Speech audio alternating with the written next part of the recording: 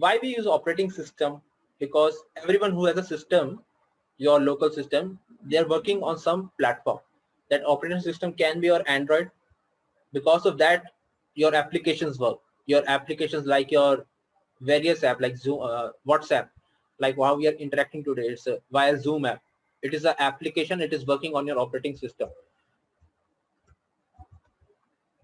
So what is operating system, why we use it, and what platforms we have for platforms that we have for Python. I will show that thing also. Is it written? Okay.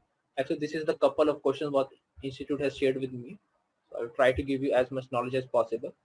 We are not going to start coding right away. Let's understand the memory management at the back end, why we use different platforms. I think that would be a good start for every one of us who is of different background. Okay, so very first question comes like why we are using that operating system and what are the programming languages that we can work on. Okay, so operating system you are already working on, which we are interacting is like Windows or Mac, Linux. That is if you're working on laptop. On other, we also have Android. Any other thing that we have for Nokia, it was long time back, Siemens. Any other example if I've missed? Sir, Android is a Linux based operating system. Okay. Okay. Okay. So Linux is more secure. I will show some funny image on that also, how people are moving forward to get more secure.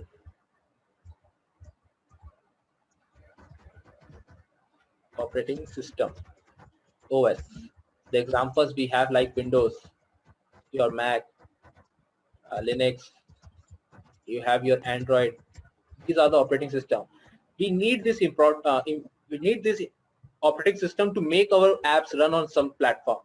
The applications that you are running, applications that you can run on those platforms is something like your WhatsApp, your Facebook, your simple messaging app, call app, something also clock,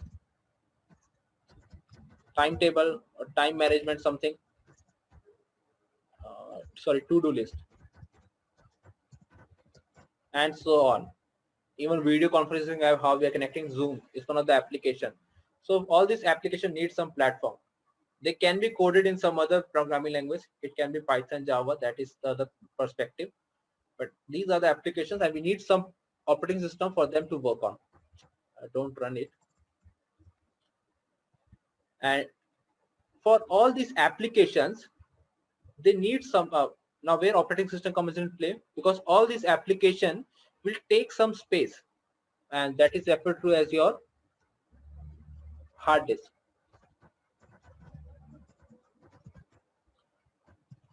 Allocation to allot spaces to apps, and they also need something other thing. That thing is like it runs into how they're going to get the caching, how they're going to run. So everything is stored, for that information stored in the RAM. So that is a life cycle, how the actually everything works. So let me start the whiteboard also.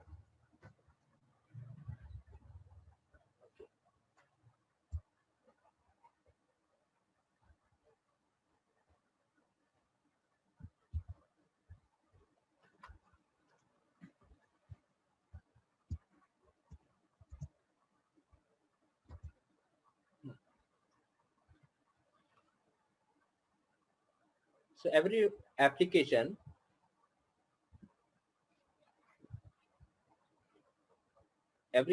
needs a desktop where they can work on. That is referred to as the operating system. And what is the role of the operating system? To allocate the apps some space, and how they allocate, how to run using RAM.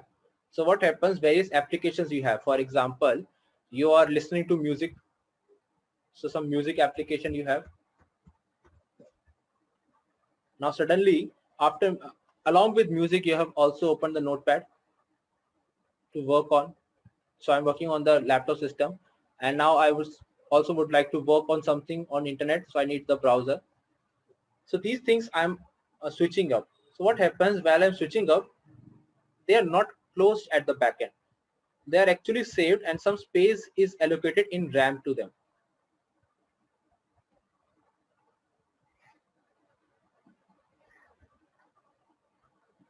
So that next time you come back to the same application, you must have witnessed the same thing in your apps or that mobile also, that recent button is there. So if you clear the recent history, every app is closed, your RAM is actually freed up. It is not storing any information for this next app. RAM is actually very necessary to store the information where the last application has been done, to switch the store that information. So what work was previously done, it is directly going to store until the limit is crossed. You must have seen in the mobile apps also that you're working on some 10 apps and you just open the 11th app, the last app is gone because the mobile is having the limitation of opening the 10 apps only, storing the information for 10 apps. And it just, the more apps you open, the last one information is gone because of my RAM limitation. So RAM is actually helpful to store a little bit information about the task, and that is the one thing. Store info of apps. Second thing is allocate time management also.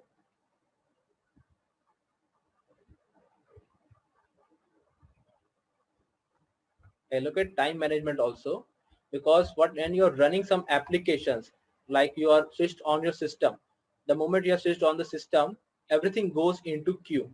First it is going to recognize what is your hardware, what is your software, and as per that it is going to everything put into queue, that now I'm going to go into the start mode, and after start, what is the first action I'm going to perform is switch on, provide the display button. So that is the first queue.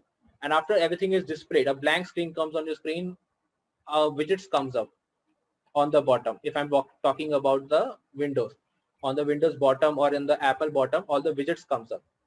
And then another queue is there. After that, if it is having internet connectivity, for example, so it is going to detect the internet connectivity and give you some notifications if something is there available to you. Or there might be some other queue, like you have opened the widgets and after getting internet connectivity, or just if the internet connectivity is not there, what is the time, show the time to the user, so that information. So everything can be put into the queue using your RAM. It performs dual operations. It stores the information of the apps also, as well as allocate time management. So again, if you talk about operating system, the only role of operating system is to play between your hardware and software. Example, you already have your Android, Windows, Mac. So how to link between your hardware and software?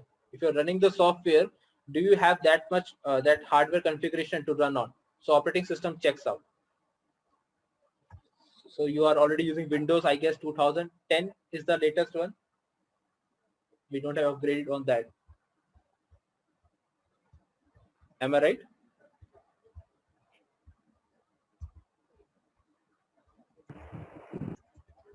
Okay, I will be giving the pictorial view simultaneously, so you'll get the all idea.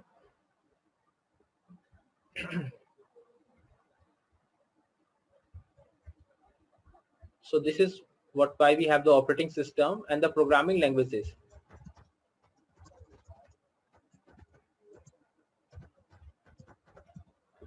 Now why programming language becomes an important role, because it helps you to perform a task. The task you think like you are going to repeat multiple times. Those who are working on MIS, they must have witnessed they would like to automate some very important daily tasks. I don't want to each time copy and paste the data from the master file to the source or some other file and then do the analysis. It's rather easy if you are just with the click of a button, all the operations done. And that is what VBA is done there to automate tasks. So to help you perform a smaller task, everything can be done with the help of programming language. You just have to learn the syntax and how to write it. So when we start like after 10 or 12 classes, just start solving the real life problems that you have. Or it can be as simple as downloading a file from the internet. That thing you can do. Or opening an image and editing an image. That thing you can do. So I have, as I learned started, so I just started doing the real-time projects. So I have the projects where I have done automation tasks, and in automation also, I will show that thing tomorrow, what example I've done in automation. So WhatsApp automation, even that thing also you can do it. How to send message to the unknown number using WhatsApp automation. So we need some programming language for that to perform any task that we need. So that task can be to calculate, making a calculator, that is also a task. Or maybe if you're painting, so how to do the drawing in paint, you can automate such things. That thing you can also do with the programming language. Or it's as simple as maintaining a Excel file. That is also a task. So for any performance, any small work, you can automate something by creating your logic over there, and avoid that thing in where human intervention is required on daily basis. Even you can make your meeting app like Zoom. That is also a task what operations it performs. So it can be done only with the help of your programming languages. Next is like we have high level and low level. High level and low level programming language. Now what is this?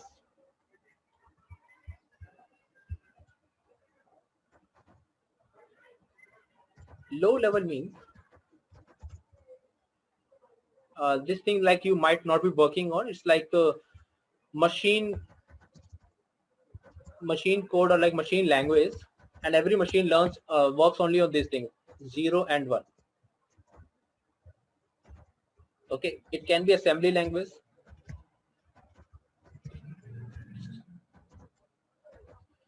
Just to give you the idea what is how the assembly language looks.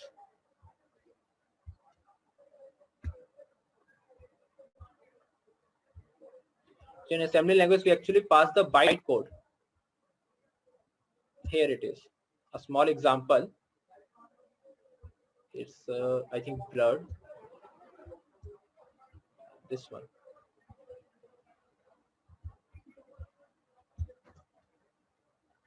Code example. Yeah.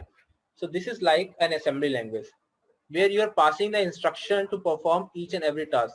So if I say adding two numbers, it will be like hell lines of code, because you are working directly on the bytes. In zeros and work you have to work on. If I write sample machine language code,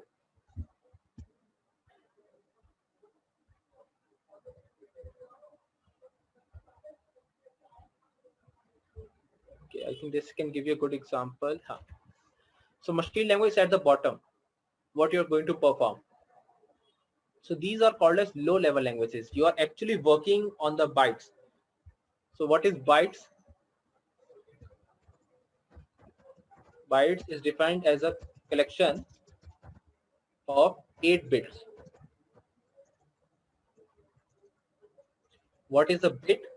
Bit is nothing but your zeros and 1. 0 and 1. So collection of 8 bits is called a byte.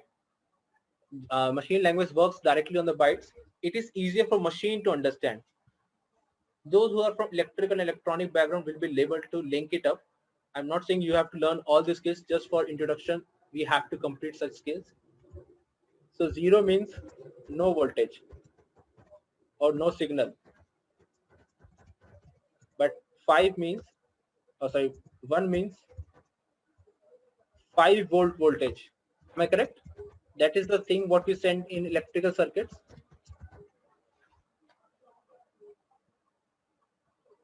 Correct me if I'm wrong, mechanicals, or what we have, electronics graduate also, computer graduate. You must have done the digital signal processing, analog signal processing. Correct?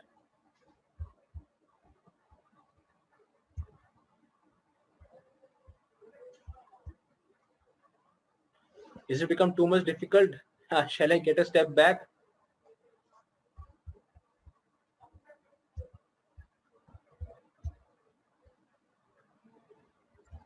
Am I audible?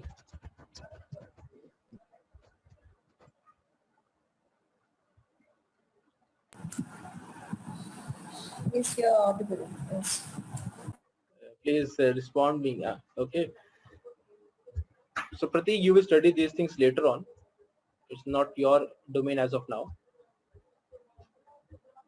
So everything is actually for the electric circuits to work, we know that bytes, and it is faster for the machine to process, but for not us to understand.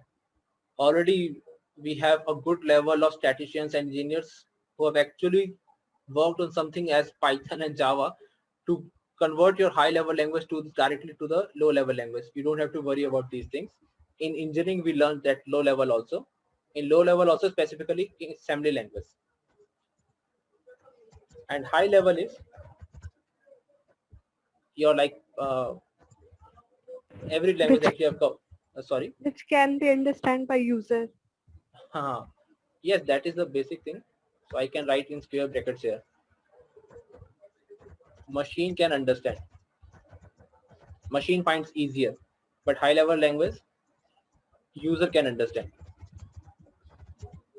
The examples that we can pick up here is like you have most of you have done like C, or you have C++, C sharp,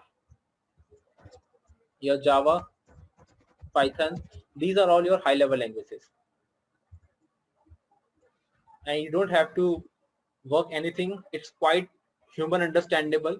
We are using daily words, what you are communicating, to write something and get the answer from our Python languages.